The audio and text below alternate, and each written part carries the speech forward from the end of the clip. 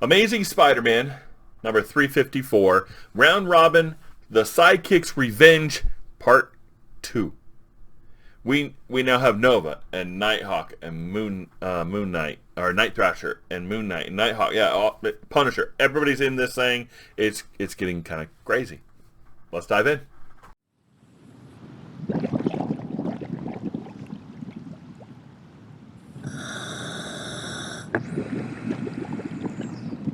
Welcome back to Long Box Diving, where we explore comics and story arcs pulled from the Long Box, and we are now reviewing a story arc that was called Round Robin's Revenge, Round Robin, The Sidekicks Revenge, and this is part 2. This kind of went through Amazing Spider-Man from 353 through like 358, and it had like everybody in it. This story arc had like a ton of people, a ton of different characters, a lot of stuff going on, and it was, so far, issue 1. I have not read this in a long, long time. And issue 1 was really pretty good. Alright, so we have Spider-Man being a mentor. We have Nighthawk showing up and like the new to the game, doesn't know what he's doing per se. And we got a lot of different things going on. We have jailbreak, midnight, a broken sidekick, just good stuff. So, it is time for episode 2. Issue 2 of the Sidekicks Revenge. Now, it starts out basically right where we left off with the last one. You know, they had a fight with Midnight. Midnight was able to get Thunderball, not Powerball. Thunderball escaped from prison. They escaped onto a platform, and they shot a platform out toward the crowd. Spider-Man and Nighthawk were there, and there's not much they could do about it, and they were just like, oh, no.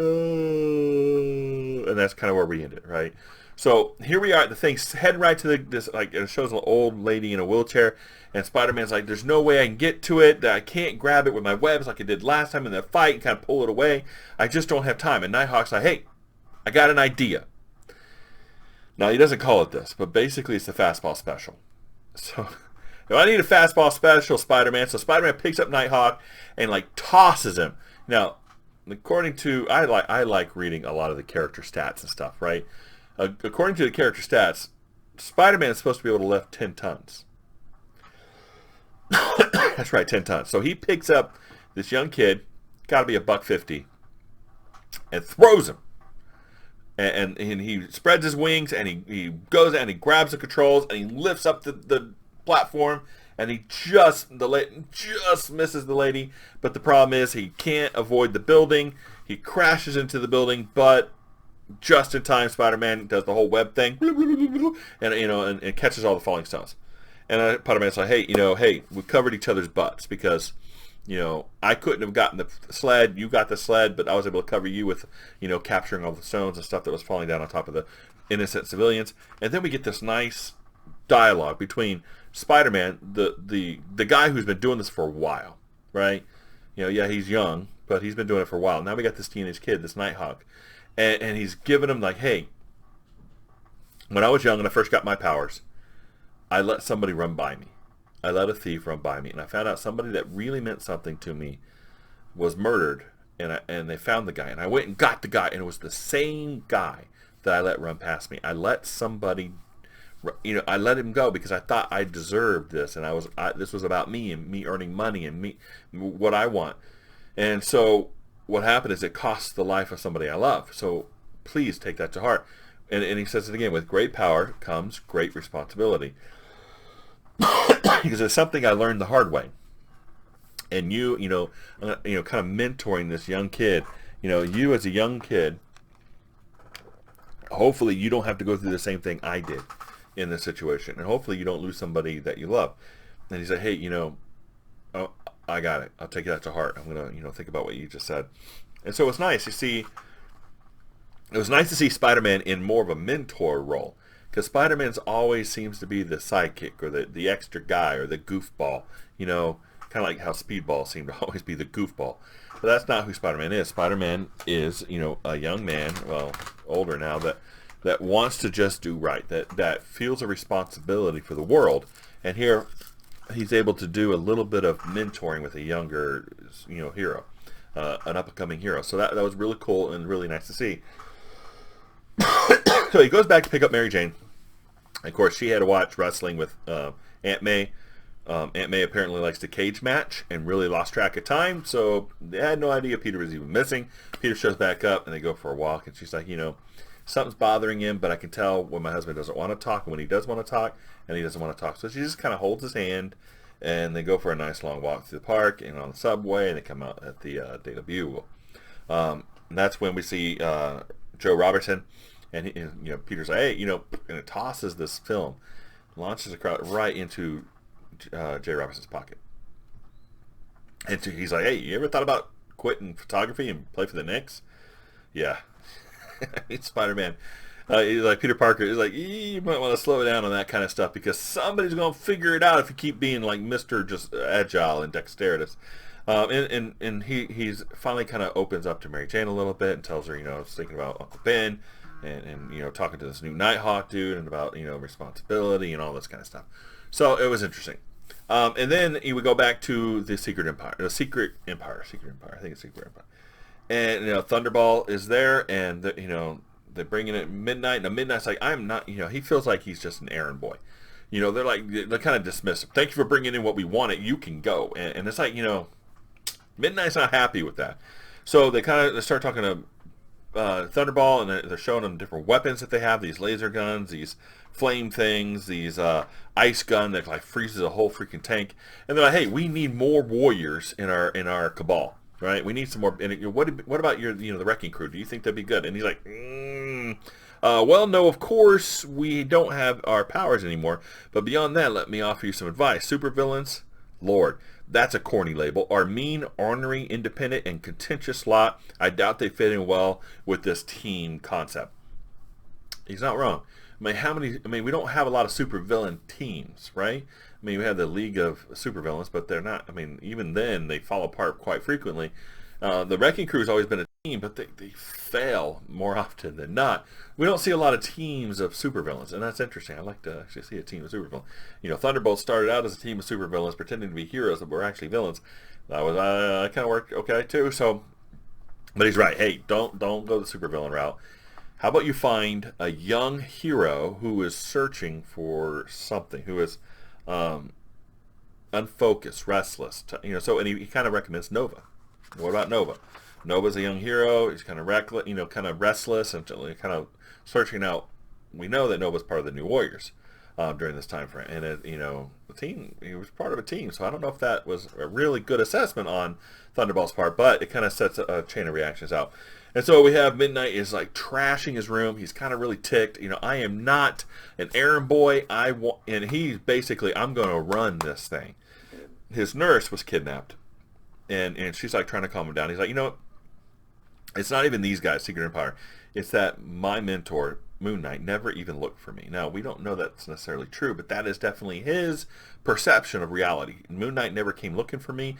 I was kind of left on my own, and I was doing my own thing, and I was kind of just, but then he kind of throws this wood beam and he hits a secret listening device, bam, right through the window. She's like, hey, now that I've accidentally destroyed their listening device, hey, I'm going to take over the Secret Empire and I'm going to control it all. And once I control it all, I'm going to lay it all at your feet.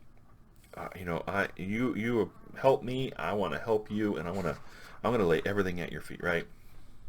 And we flip over.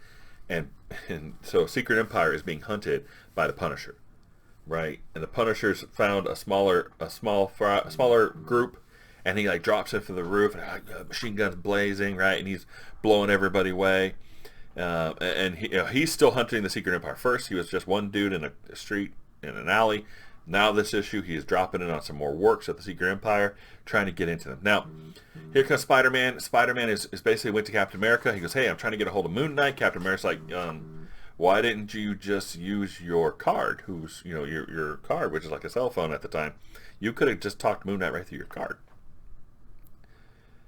He goes, well, that's nice. I didn't know that.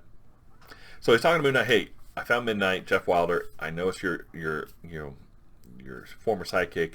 I don't know where he is, but I was able to put a tracking device on him. And Moon Knight's like, hey, when you find him, let me know.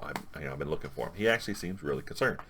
So Nova's flying around, and Midnight jumps on top of him, and they're wrestling. Nova flying up, and Wild just like drops. He goes, hey, look, I don't know how to fly, so you're either gonna have to save me or let me die.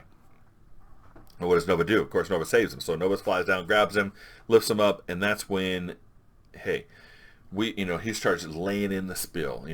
The secret empire is really not bad. We're just trying to take control and, rewrite the class system and make it a better world for everybody, and where everybody's equal under the law, and, one ruler, that'd be me, and just blah, blah, blah, blah, blah, right? And he's just giving the spill, laying it on thick, man, and he's trying to win Nova over to the cause of the Secret Empire. But also not just the Secret Empire, but the cause of Jeff Wild, because Jeff Wild wants to control the Secret Empire, which Secret Empire doesn't know yet. So, kind of got these undertones of things going on here, which is really cool. Of course, Nova is kind of talking to his team, going, hey, there may be something here that we can kind of take advantage of. I can come in as, undercover and figure out what's going on, and then bring in my, new Warriors team and just totally wipe these dude out, because obviously they're not a good guy. All right. At the same time, we got Peter Parker getting ready for dinner. Mary Jane is cooking dinner. Now, honestly, Peter gets the tingle, right? And so he runs out and he leaves that clothes laid down the hallway, right? And she comes down and goes, man, that trail of clothing on the floor can only mean one of two things. Either you're really happy to see me, or you're out being Superman. No, or out being Spider-Man. But the point is, she was cooking dinner in gym clothes. Who does that? Who cooks dinner in a pair of gym clothes? I mean, this is like yoga shorts and a training top. Come on, I think that was just somebody's. Somebody just wanted to draw her in gym clothes, not necessarily. Who cooks dinner in gym clothes? All right, but Spider-Man's out. He left that and dinner because he got a tingle in his head, and then he took off, right? And what basically is Nova and Midnight had I guess flown by his apartment or something. He contacts Moon Knight through the card. Hey, I found him. You make your way over here. And then that's when Nova finally, I'm going to go ahead and go undercover with him, and he's taking Midnight back to wherever the base is. And that's when Spider-Man comes and just messes everything up. He kicks Midnight. Nova grabs him and shoves him off like this, but he wasn't able to save him. So Nova's like trying to get the guy, and Spider-Man's like, oh, I guess I'll swing away and do something else. He goes, I don't know what Spider-Man was thinking. He's like, oh, it looks like Nova's going to save him. But Nova's not going to make it, right? And then we see a little appearance of Night Thrasher. Night Thrasher kind of shows up. Nova's still trying to get Midnight. Midnight then starts to fly. He could fly the whole freaking time. He lied to Nova to trick him, and Nova's like, hey, you could fly? You lied to me. He goes, yeah, of course I lied to you. I was trying to, butter you up and, get you to listen to me. And then he starts shooting laser beams out of his hands. That's something he was not able to do, or we did not see it in the first fight. And Spider-Man is just like, he's after Spider-Man, man. Flying, shooting laser beams, and Spider-Man is like swinging, trying to get out of the way. Bunch of stuff, and Spider-Man cannot avoid, and Night Thrasher comes right out and hits him. It's like, you attacked one of the new Warriors. Nobody gets away with that. It's like, dude, there's a bad guy right there. Night Thrasher goes after Spider-Man instead. I don't know why. Maybe he was keyed into the plan, but it doesn't actually say that they actually kind of talk like that. But Nova's like, Night Thrasher's like, I got something cooking out here. Get Spider-Man off my tail, will you? That's what Nova says to Night Thrasher. So Night Thrasher did not know that the whole lie thing had happened. So he comes after Spider-Man, knocks Spider-Man off, and then Nova goes after Midnight, and they're fighting. And then Moon Knight shows up, right? So everybody kind of stops. Nova and Midnight are in the middle of it. They stop. Spider-Man's fighting Night Thrasher, and they both kind of stop. And here comes Moon Knight flying down. And then Midnight just, boom, shoots the ladder, because that's how Moon Knight normally gets out of his jet, through the ladder. And he electrocutes Nova, knocks him out, starts flying away. Moon Knight cannot fly. Night Thrasher cannot fly. And Spider-Man can swing, but he can't fly. So, boom. Gone. Midnight's gone with Nova, and that leaves Moon Knight, Night Thrasher, and Spider-Man kind of standing there doing nothing. And he's like, hey, sorry guys, I guess my arrival didn't really help. It didn't really help the situation. I don't know if it necessarily hurt the situation. He goes, okay, you're with Night Thrasher. I hope it's okay if I call you Thrasher, isn't it? Even though we just met, I'm generally on a first name space with people that attack me from behind. I can understand what, here's Peter Parker. Again, a little bit of the joke, but you can tell he's kind of pissed. A little irritated, too. So, issue 2. This was a great issue. A lot of action in this, a lot of fighting, a lot of personal interaction between Peter and Mary Jane. It was very good to see his mentoring Nighthawk. That was really cool to see. You know, the whole, you know, personal responsibility. You know, with great power comes, you know, great responsibility. All that kind of stuff built in. Nice fighting scenes, nice story. Night Thrasher shows up. Punisher, great. Moon Knight shows up. You get a cameo by Captain America. Great story, man. So I'm enjoying this. Episode 2, issue 2 is done, and so hopefully you'll join us next time for issue 3. Episode 3, issue 3, whatever we call it. So if you enjoyed this, please like and subscribe. We'll see you next time here in the Long Box.